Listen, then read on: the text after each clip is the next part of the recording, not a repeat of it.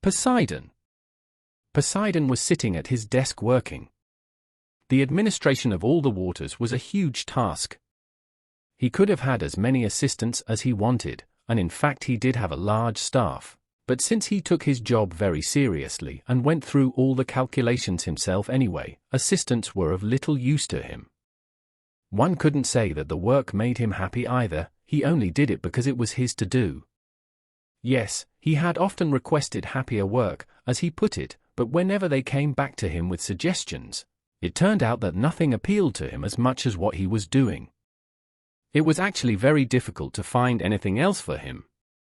It was hardly possible to put him in charge of a particular sea, quite apart from the fact that the calculations involved were no less onerous, just more trivial, since Great Poseidon was only ever in line for an executive post.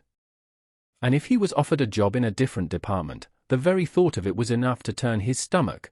His divine breath became restless, his bronze thorax quaked. Not that they took his complaints all that seriously. If a great power kicks up, then you have to be seen to give in to him. Even in the most hopeless cause, no one seriously thought of having Poseidon removed from office. He had been god of the seas from the beginning of time, and would have to remain such. The thing that most angered him, and this was the principal cause of his unhappiness in his job, was when he got to hear what people thought it involved, that is, forever parting the waves with his trident. And when all the time he was sitting at the bottom of the ocean up to his ears in figures. The occasional visit to Jupiter was really the only break in the monotony, a visit, moreover, from which he usually returned in a towering bad temper.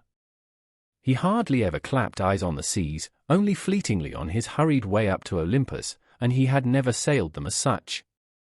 He tended to say he was waiting for the world to end first, because there was bound to be a quiet moment just before the end when he had signed off on his last calculation, and would be able to take himself on a little cruise somewhere.